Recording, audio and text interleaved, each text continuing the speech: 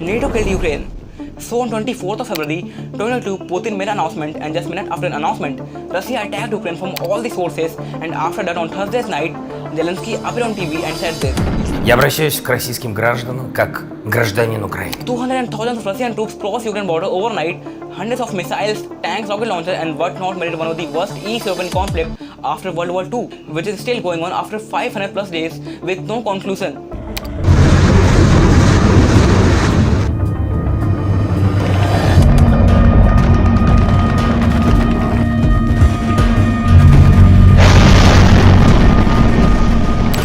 Tens of thousands of civilians are dead, entire countries being bombed, all resources are cut off.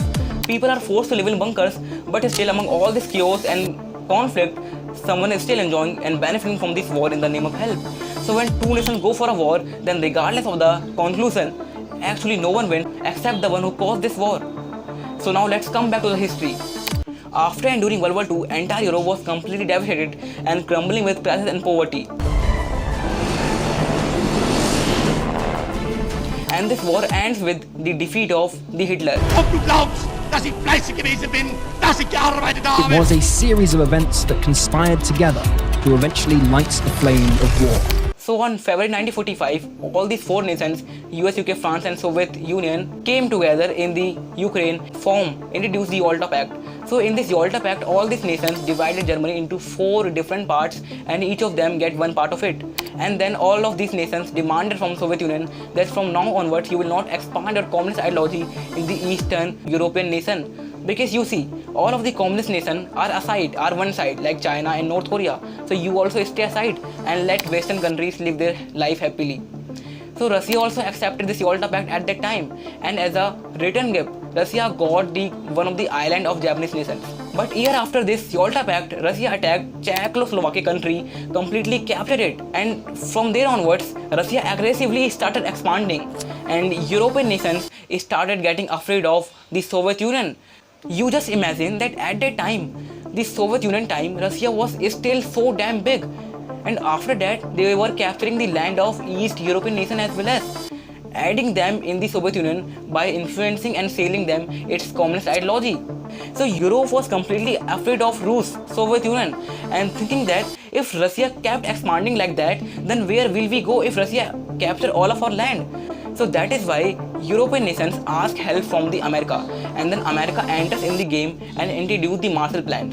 So what happens in the Marshall Plan? America gave a lot of money to nations so that they do not join Rus and stay with the Western countries. And Marshall Plan was still working completely pretty well, but still Russia was so big, and that is why Russia's influence was damn big during USSR's time. And Russia kept influencing other nations, East European nations.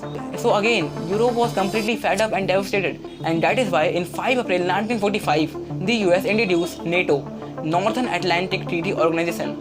So far we can easily understand that NATO was formed to stop the expansion of Russia. The main purpose of NATO, the organization of NATO, was to stop the expansion of Rus during the Cold War. Now, one of the most interesting policy of NATO is that if any of the NATO members fight with any of the outside the country, then it is fine. If any of the NATO members fight within themselves, again it is fine.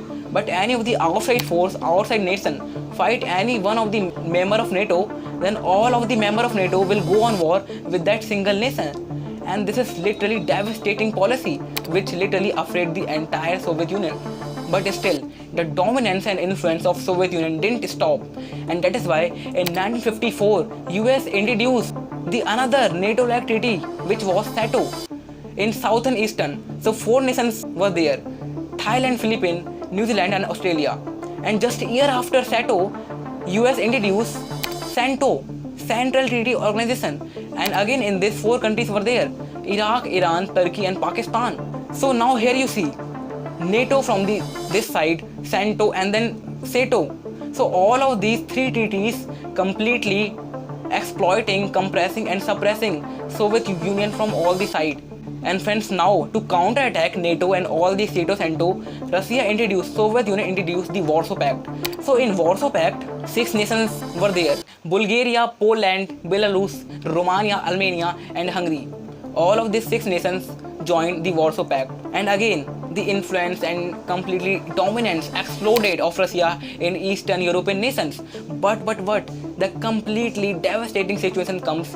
You just imagine the situation. Russia is so damn big, and then Soviet Union, USSR nations, and then the Warsaw Pact nations, and Russia is also being bullied, being suppressed, being fought by NATO and Nato. So that is why Russia completely ignored Soviet Union nations and Warsaw Pact nations as well as. And that is why their Warsaw Pact nation understood and started understanding that Russia is not helping us. We are not developing and thriving under the communist ideology. That is why gradually and slowly all the nations of Warsaw Pact started being influenced by the Western ideology. And European nations were also taking benefit of it. They were also completely influencing and selling their capitalist ideology, democratic ideology to Warsaw Pact nations. And that is why slowly and gradually till 1989, completely Warsaw Pact was destroyed and lost. All of the nations joined Western culture. But this was still fine. Russia lost its land in Germany and still it is fine. But the one of the biggest catastrophe in Russian history arrives when in 1991 USSR, the Soviet Union, completely broke down. And now from there onwards, Russia started completely sinking because first of all its lost its 6 nations of Warsaw Pact, then the Soviet Union as well as, and the land of Germany as well as. So completely removed from the Eastern Europe parts. And now Europe was started again rising in its full form. So friends, so far everything was completely fine. And as I told you that US introduced NATO, SANTO and then SATO. So let's come back to the SANTO and SATO. So now the work of SANTO and SATO was over because Russia was completely that irritated, and that is why SANTO and SATO was deactivated, destroyed by the United States.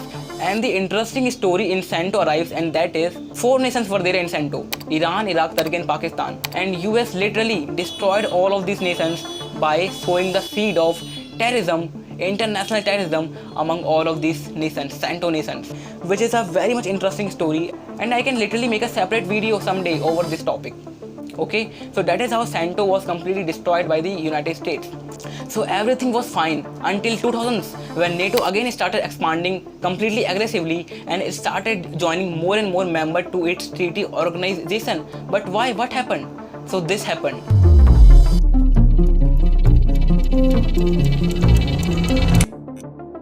This man Putin came into power in 2002 and became the Prime Minister of Russia. But still, what was the main problem? That NATO came into power.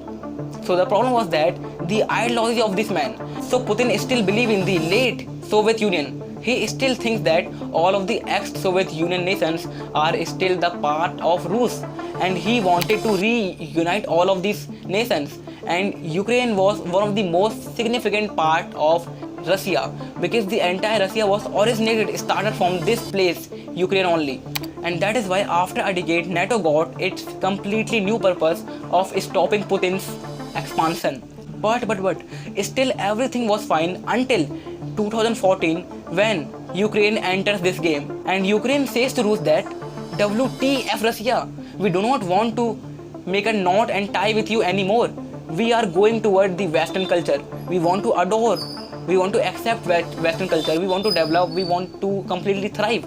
We are not developing under your communist ideology. We want democracy. We want to connect to Europe. And that is where Putin said to Ukraine that first you will go and connect to Europe in the name of development, and thereafter they will influence you to join NATO as like other ex-Soviet Union countries. But Ukraine resisted and stayed on its ground of joining Europe for development, and that is why in 2014 Russia attacked Crimea and captured it, which was one of the most important part of Ukraine, and Ukraine couldn't do anything and West even didn't help. So friends, here the question is that why the hell Russia is so afraid of Ukraine joining NATO? What's the meat on the bone here? So friend, the main issue here is that you thinking like that, suppose tomorrow what if China make a military alliances with Canada, which is a borderless neighbor to United States. So won't the America feel uncomfortable? Second example, suppose China started expanding and building its military bases near Pakistan, Nepal, Bhutan, Bangladesh, around India, and came close to Indian borders, started deploying its military and troops. around Indian boundaries and around our borders. Won't we as an Indian nation, as an Indian citizen feel uncomfortable? We will definitely feel. And now you can completely imagine the situation with Russia and Putin. So here, if Ukraine become the part of NATO, become the member of NATO, so what happens in NATO is that US can deploy its army to the border of all these nations, and Ukraine and Russia shares the border. So situation is that US will deploy its troops and army to the Russian border in the name of safety, and it will make Putin, Russia uncomfortable. So again, for several years, Ukraine was completely silenced. Until then, in 2020, Zelensky came into power and demanded to join the NATO. And from there onwards, the war started. The Russian invasion of Ukraine. But friends, why this war is not ended yet? So here are some of the demands of the Putin. And these demands are that NATO has to stop expanding. NATO will not add any other member to its military alliances anymore. And second demand is that US and Europe has to pull out all of their military bases and troops out of East European nations, which shares the border with Rus. And third demand is that US will not protect and safeguard East European nations with nuclear weapons. So these are the three demands of Putin. And Putin says, if these demands are not met, then I will not stop invading and capturing, attacking and fighting with Ukraine. And here the America says, Russia, you know what? GTL, go to hell. We are never going to accept your demands at any conditions. Do whatever you want. You want to kill Ukraine? Kill it. We are enjoying it. So friends, now here the question back is that, has Ukraine joined NATO? The answer is no. Is European nations and the West helping Ukraine to fight this war? Again the answer is no. They are just pushing Ukraine from the back, from the behind, and giving just cheap weapons so that they can just defend themselves, not completely fight with a full-fledged war, just defend themselves. So let's see how the talks between Ukraine and the America looks like.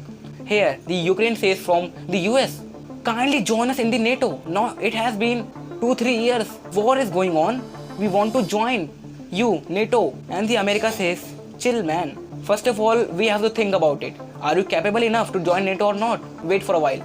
And then Ukraine again says and shout, we are in a war, we need your help. Then the America says, yeah bro, so what? Take weapons from us, we are helping you, we are backing you. Buy now, pay later. So friends, let me show you the reality of this war. So in reality, NATO is not helping. NATO do not want to help Ukraine. NATO is just showing. They do not want this war to stop at any cost. They want Russia to keep doing this war, keep wasting its resources and money. Because since this war has started, West has put thousands of sanctions or rules on their international trades, freeze their account, completely stop their companies from trading into SWIFT network, completely stop their trade, international trade, and hampered their growth, hampered Russia's growth. In just 500 plus days, we can see the effect on Russia's economy just because of this war. And now you just imagine, what if this war escalates to 10 plus years? Then what could be done with the Russian economy? Russia तो इतना ज़्यादा पीछे हो जाएगा कि यार super power बनने का तो ड्रीम तो छोड़ो, one of the worst performing Asian economy ना बन जाए कहीं रूस after 10 years if this war escalate to 10 years. And friends, war with the Ukraine is not a piece of cake. It is literally too much costly for Rus. And at the end, the West is using Ukraine to drain Russia resources and hamper its completely growth and to make the money out of that. And West is very good at this war business. So no matter what the outcome comes, one thing is very much sure, that West is definitely going to make money. And from West, I mean the US, the United States. And this is how geopolitics works in the international level. So now if you literally understand each and everything carefully in this video, so hit the like button, and to watch more such insightful business and geopolitics and finance video which are coming on the way, definitely I will make a lot of video on geopolitics, interesting videos. Subscribe to Go Self Made. And now thank you so much for watching. We'll meet on the next one. Until then, you go self made.